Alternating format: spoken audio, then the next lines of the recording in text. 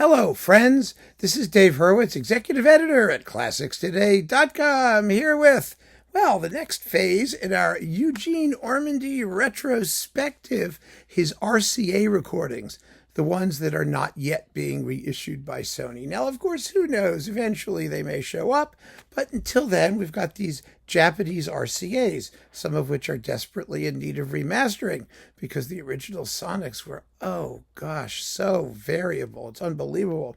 And here's an interesting title to start with: Beethoven's Eroica and the Egmont Overture. Now, this was issued, we tend to forget, this was issued in 1980. Yes, 1980. The Egmont's 1970. But 1980 was the beginning of the digital era. And Ormandy's RCA legacy actually bled over into the beginning of the digital era. Some things were digital and some things weren't. Then he went to EMI, and some things were digital and some things weren't. But in any case, we have this Eroica here, which is not a terrible Eroica. It's a standard big band romantic Eroica, which is exactly what we got the last time he did the Eroica as part of his Beethoven cycle for Columbia, which is actually quite a lovely Beethoven cycle in most spots.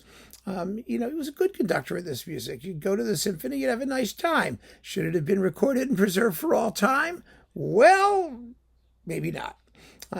So there's the Eroica. The Egmont Overture is actually a good Egmont Overture. It's better than the Eroica on the whole. It's just a little droopy. Especially the first movement. It just doesn't have that tension that we look for in this piece. Although the funeral march is very, very well done, and the finale is not slow. It's not a tempo thing. It's just an accent and emphasis thing. And Ormandy did more of that earlier than he did later. Big surprise. When you're near death, sometimes you really nail the Eroica, as Toscanini did, and sometimes you don't, as Ormandy did.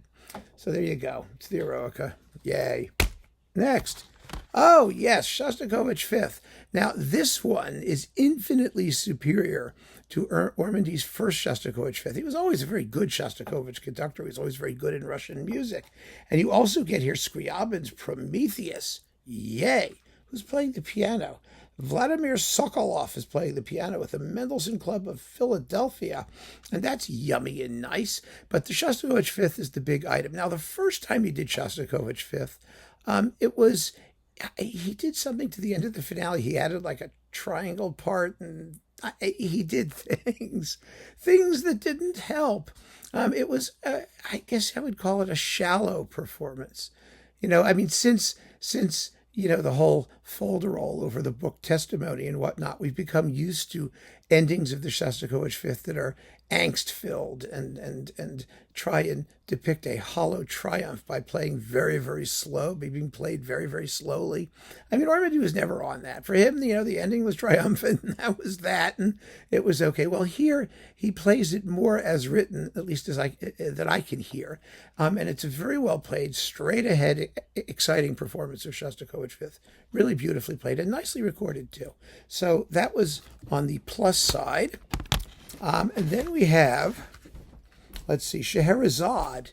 Now, Scheherazade, of course, was an Ormandy specialty for the more voluptuous aspects of it. And this is another remake, which I find to be just droopy, particularly in the finale, where the shipwreck doesn't wreck.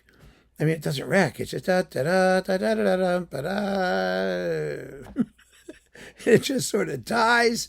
It dies on the vine. I'm sorry. Even with Norman Carroll, the excellent violin soloist, you get Borodin's Nocturne, arranged by Sir Malcolm Sargent, and the Paloptsian dances with choir, which I detest. Oh my God, the choir should never be used unless you're doing the opera. So this is a bow wow. Now, it could be that appropriately remastered, this would all sound different, but but the sonics are somewhat dim, and the performance itself is just a little droopy, and that's a pity. Now we've got this Copland thing here, where we've got the Fanfare for the Common Man, the Billy the Kid Ballet Suite, and Appalachian Spring. These are good performances.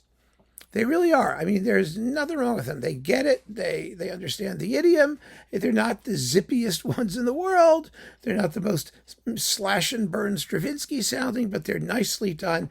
And you get an excellent Britten Young Person's Guide to the Orchestra on top of it. Now, this Young Person's Guide used to be coupled back in the day to the English stuff, to the Tallis Fantasia and the Fantasia on Green Sleeves and other things like that. But here it's back, it's coming out now with Copland, and why not? Why not? You know, they both use kind of like other tunes, folk tunes and other tunes, and they do well. So that was fine. It's a nice disc. It's a nice disc. But then we get a great disc, because so far this pile hasn't been too impressive, has it?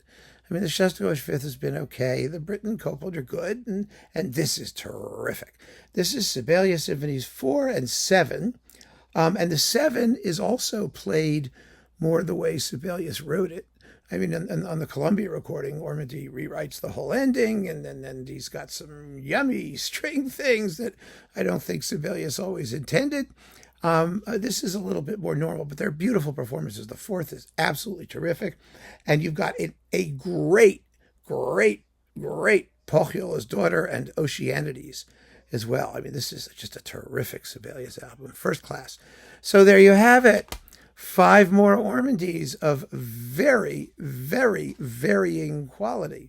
We'll have to wait and see what happens if they ever get polished up and cleaned up, and then we can listen to them again and see if there was something we missed the first time through. So keep on listening, friends. Thanks for joining me. Take care.